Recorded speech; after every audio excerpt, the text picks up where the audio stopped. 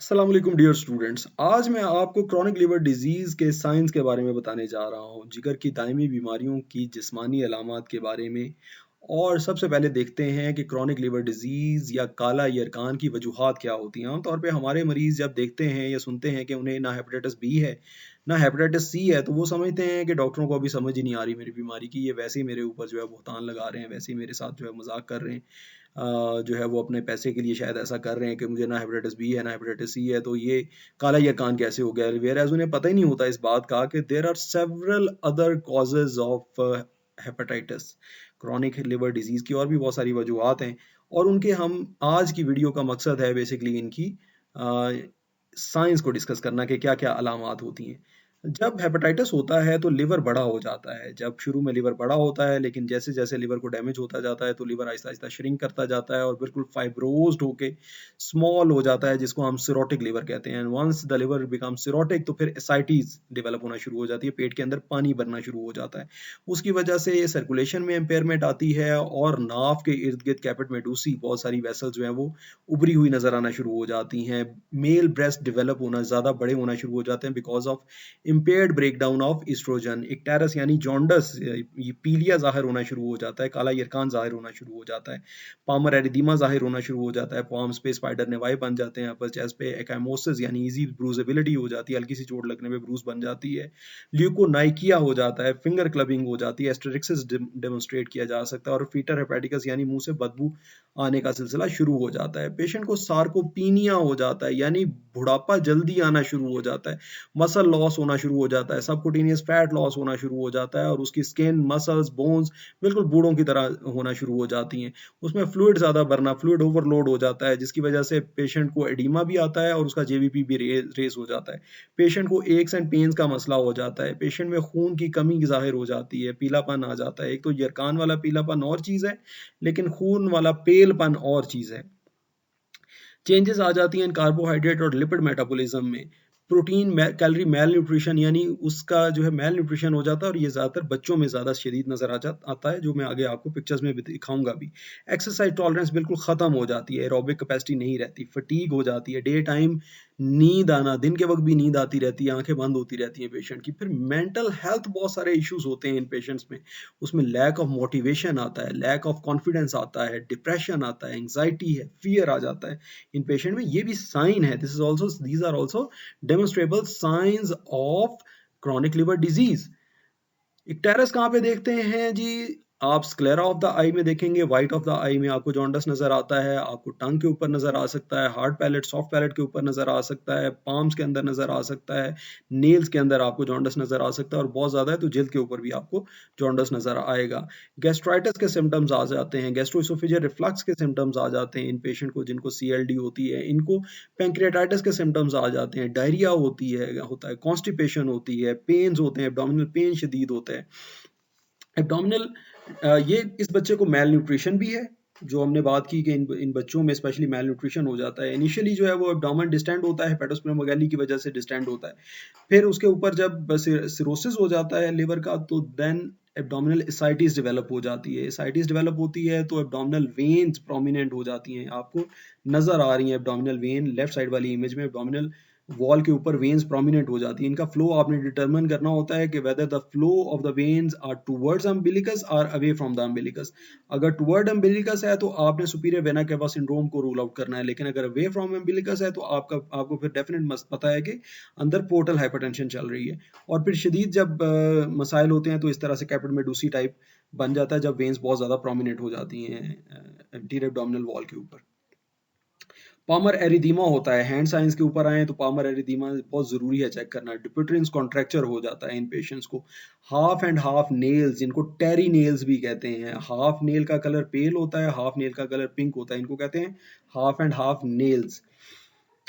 बू लाइंस आ जाती हैं, ये ट्रांसवर्स लाइन होती हैं ग्रोथ रिटार्डेशन की ऑन नेल्स, और ये बता रही होती हैं कि इंटरमिटेंट पीरियड आया था एबनॉर्मेलिटी का, डिजीज सिविरिटी का। फिर ल्यूकोनाइकिया हो जाता है, इवन क्वाइलोनाइकिया जो कि स्पून शेप नेल्स हैं and are pathognomonic of iron deficiency anaemia, वो भी एक्सप्लेनेबल है क्रॉनिक लिवर डिजीज में, क्योंकि क्रॉनिक लिवर डिजीज में अनीमिया होता है, anaemia of chronic disease as well as nutritional anaemia, तो उसमें इवन क्वाइलोनिकिया भी एक्सप्लेनेबल है। फिर क्लबिंग हो जाती है पेशेंट को, और क्लबिंग के साथ साथ उनके नाखून बहुत ज़्यादा शाइनी हो जाते हैं, क्योंकि उनको इचिंग हो रही होती है बॉडी पे, और वो स्क्रैच कर करके बॉडी के ऊपर मार्क भी बनाते हैं, स्क्रैचिंग मार्क, और उसके साथ उनके नेल भी शाइनी हो जाते हैं। क्लब भी होते हैं नेल, और नेल शाइनी भी होते हैं, चमकदार होते हैं नेल्स। फिर स्पाइडर नेवाई आ जाते हैं, अपर चेस्ट के ऊपर स्पाइडर नेवाई आ जाते हैं, और उसको कंफर्म करने का तरीका ये है कि कॉमन पिन के हेड वाली साइड से आप स्पाइडर नेवाई के सेंटर को, जहाँ पे सबसे ज्यादा रेडिश होती है कैपिलरी, उसको प्रेस करते हैं, तो उसके इर्द गिर्द जो छोटी कैपिलरीज हैं वो डिसअपियर हो जाती हैं। और इस इमेज में दूसरी जो आपको जो है वो शॉकिंग फाइंडिंग नजर आ रही है, साइन नजर आ रहा है, वो है गायनाकोमेजिया, मेल गायनाकोमेजिया। देखें कितना ज्यादा डेवलप हुए हैं breast. Fetor hepaticus, breath of the dead, ये बहुत शदीद बदबू होती है, मुंह से आती है, और क्योंकि प्रीवियसली काला यरकान बहुत कॉमन था हमारी कम्युनिटी में, तो इस वजह से जिसके मुंह से भी बदबू आती थी उसे कहते थे तुम्हें सॉरी जिगर का आर्जा लाहक है। तो ये बेसिकली हर पेशेंट को जिगर की वजह से नहीं होता, लेकिन जिसको जिगर का मसला होता है उसको फीटर हेपेटिकस, यानी मुंह से ऐसी बदबू आना जो कि जिगर की वजह से आ रही है, ऐसा होता है।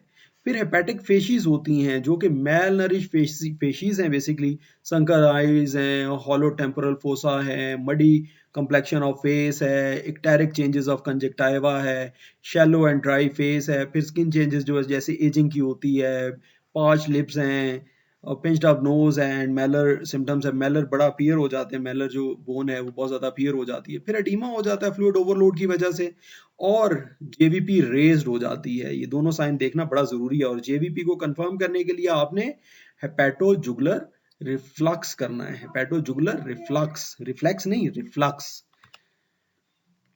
फिर जब सिरोटिक लिवर हो जाता है तो पोर्टल हाइपरटेंशन डेवलप हो जाती है, पोर्टल वेन जो है डिस्टेंड हो जाती है, और पोर्टल वेन में जो है वो हाइपरटेंशन डेवलप हो जाती है। नॉर्मली पोर्टल वेन की जो प्रेशर है वो less than 6 mm of mercury होता है, 6 to 10 तक जो है वो पोर्टल वेन हाइपरटेंशन तो हो चुकी होती है, लेकिन इसके साथ सिम्टम्स आमतौर पे नहीं आए होते। लेकिन वेयर एज जब 10 से ऊपर हो जाता है प्रेशर, 10 mm ऑफ मर्करी से ऊपर हो जाता है प्रेशर, तो उसके साथ फिर सिम्टम्स आना शुरू हो जाते हैं, और जब 12 mm ऑफ मर्करी से ज्यादा हो जाता है प्रेशर, तो फिर कॉम्प्लिकेशंस आना शुरू हो जाते हैं।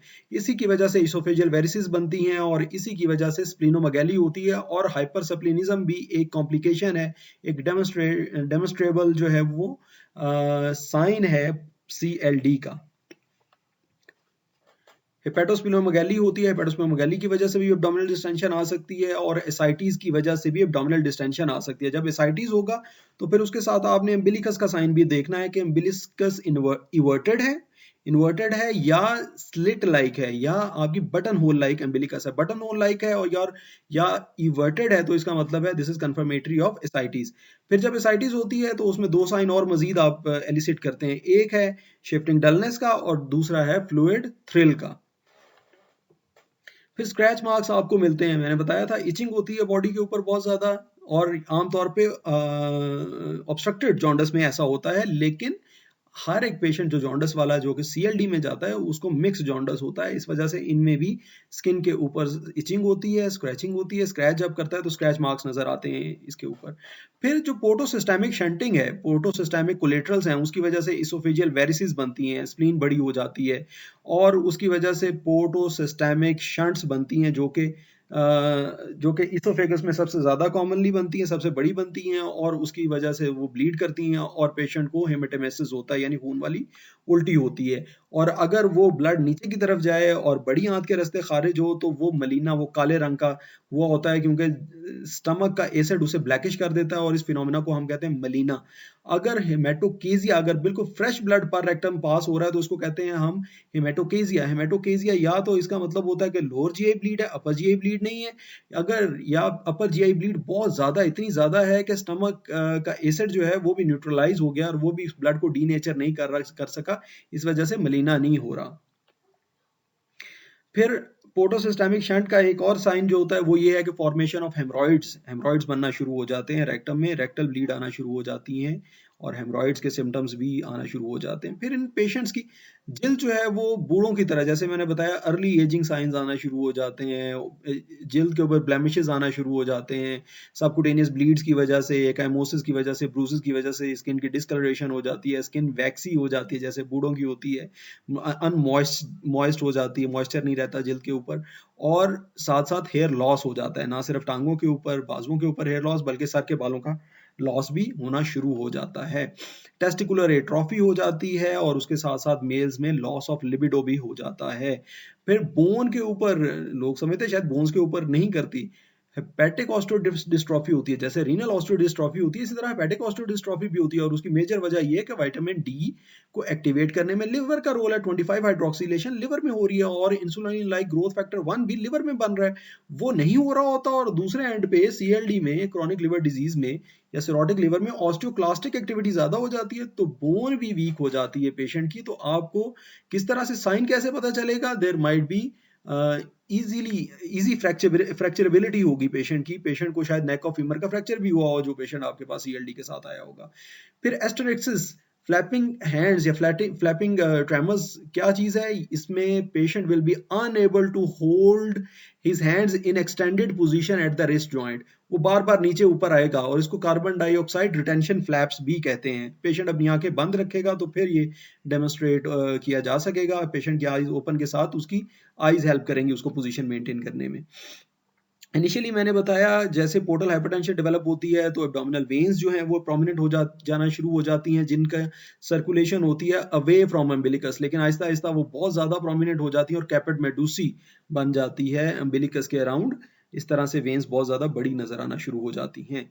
फिर इजी ब्रूजेबिलिटी, और स्किन के नीचे पंक्चर साइड्स पे भी और ट्रॉमा साइड्स के ऊपर भी ब्रूजेस बनना शुरू हो जाती हैं। पेरोटिड ग्लैंड स्वेल कर जाता है इन पेशेंट्स का जिनको सीएलडी होती है, सलाइवरी ग्लैंड स्वेल कर जाता है, इस तरह से नजर आता है दोनों साइड पे। ज़ेंथेलेस्मास, लिपिड मेटाबॉलिज्म में एब्नॉर्मेलिटी की वजह से ज़ेंथेलेस्मास बनते हैं आईज के इर्द गिर्द या जॉइंट्स के इर्द गिर्द, फैट कोलेस्ट्रॉल डिपॉजिट होता है, चाकी डिपॉजिट्स होते हैं आमतौर पे, ये भी इसका एक साइन है। और फाइनली जो है वो पेशेंट जब नियर टू डेथ होता है तो उसको हेपेटिक एनकेफेलोपैथी जो है वो अफेक्ट कर देती है, और उसकी ये 4 स्टेजेस हैं जो कि याद करना बहुत ज़रूरी है। स्टेज 1 है प्रोड्रोम, जिसमें स्लीप वेक साइकिल रिवर्स हो जाता है, पेशेंट दिन को सोता है रात को जागता है।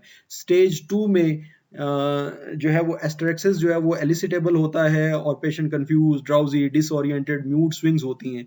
स्टेज 3 में स्टूपर होता है, अराउजेबल होता है, अनरिस्पॉन्सिव टू वर्बल कमांड्स होता है, और हाइपर रिफ्लेक्सिया होता है पेशेंट को, उसके reflexes, deep tender reflexes exaggerated होते हैं, उसका जो बेबिंस्की है वो पॉजिटिव होता है। और स्टेज 4 में उसके डीप कॉमा में चला जाता है पेशेंट, उसके डीप टेंडर रिफ्लेक्सेस जो हैं वो भी डिमिनिश हो जाते हैं या एब्सेंट हो जाते हैं, उसका जो प्लांटर्स हैं वो म्यूट हो जाते हैं, और पेनफुल सेंसेशन के ऊपर डीकॉर्टिकेट या डीसेरिब्रेट पोस्चर पेशेंट बनाता है। ये थी व्यूअर्स मेरी आज की वीडियो, बहुत इंपॉर्टेंट वीडियो है ये, साइंस ऑफ लिवर डिजीज। आपके प्रोफेसर तो आपसे 40 पूछते होंगे, आई एम ऑल्सो अल्हम्दुलिल्लाह प्रोफेसर ऑफ पीडियाट्रिक्स, तो मैंने तो आपको तकरीबन 50 के लगभग बता दिए कि शायद आपको जो है वो 40 तो इसमें से आप जो है वो एक्सप्लेन कर ही सकेंगे अपने प्रोफेसर को।